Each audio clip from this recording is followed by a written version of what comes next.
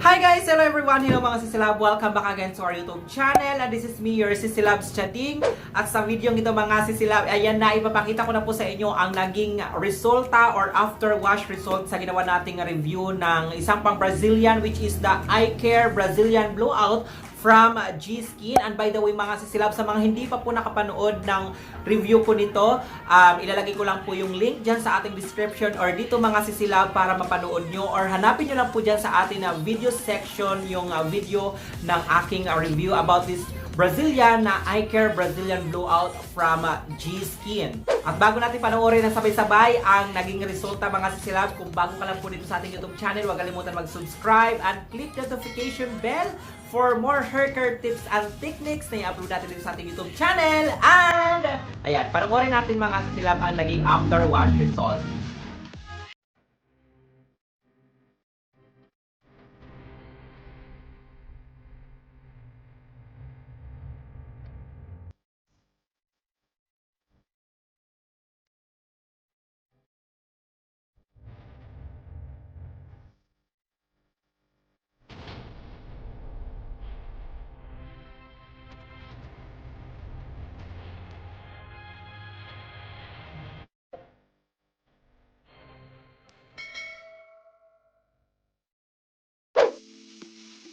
Alright mga Sisilabs, ipapakita ko muna sa inyo yung before ng buhok ng ating client bago natin siya ma-Brazilian gamit ang Eye Care Brazilian Blowout from G-Skin. As you can see, ang buhok niya mga Sisilab ay medyo wavy at marami po talagang tangles yan, pero hindi naman siya ganun ka-dry na dry.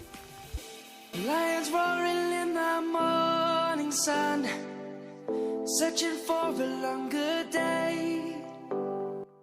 Here we go mga Sisilab, after 3 days nga po na hindi napaliguan ang buhok ng ating clients, and finally ito nakaligo na siya. As you can see, ang buhok ng ating client ay kumalma na ang kanyang hair mula doon sa pagka-wavy and naging shiny and soft po ang buhok niya. Pero makikita pa rin po natin yung mga tangles dyan sa buhok ng ating client.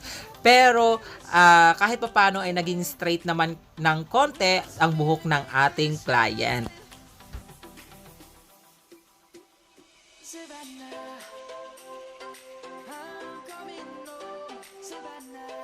Mga Sisilab, napanood nyo na nga po ang after wash result sa ginawa nating review na pang Brazilian nitong Eye Care Brazilian Blowout from G-Skin. Ang masasabi ko ay okay naman po siya.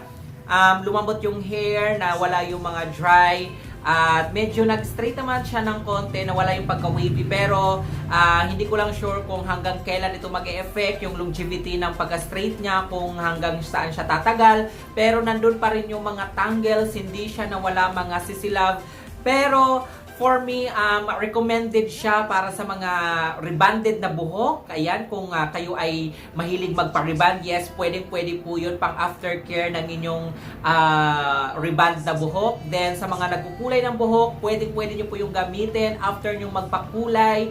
Or even hindi ko yung nagkukulay, kahit treatment lang mga Sisilab, dahil ang Brazilian Blowout na ito is a treatment. Then, this is very nice para sa mga gusto lang magpa-treatment ang kanilang mga buhok, gusto lang lumambot, mawala yung mga dry, kung ayaw nyo naman po magpa-straight, then go na po kayo dito sa Eye Care Brazilian Blowout ito, dahil maganda po siya sa halagang 150 pesos mga Sisilab. Ayan, aarte ka pa ba kung kayo po ay walang budget, kung wala kayong time makapunta ng salon. Ayan, very recommended ang pang Brazilian na ito mga Sisilab. Ang usage nito mga Silab, I think mga 1 to 2 heads mga Silab ay kasyang-kasya na, depende na rin sa haba at kapal ng buhok. Ayan, sulit na sa halagang 150 pesos ay magkakaroon ka na ng magandang treatment sa inyong buhok. So ayun mga Sisilab, kung naghahanap kayo ng pang Brazilian Blowout na lalambot ang buhok nyo, and of course mawawala yung pagka-dryness, and of course a budget-friendly na pang Brazilian Blowout, I recommend this Eye Care Brazilian Blowout sa halagang 150 pesos. Magkakaroon na kayo ng magandang treatment. And that's it for today's video mga Sisilab. At kung nagustuhan naman niyo po ang video ito, please give this a thumbs up. At sa mga hindi pa nakapag-subscribe dyan, please subscribe to our YouTube channel. Click the notification bell below para updated kayo lagi pag may bago tayong mga upload. And this is Chading saying have a great hair day always mga Sisilab. And see you in our next video. Bye! Happy New Year everyone!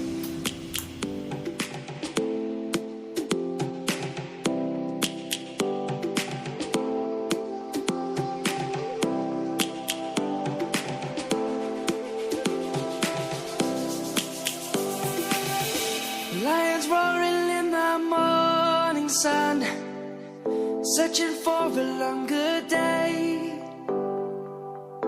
People feeling like the light has just come. We must never stop the way.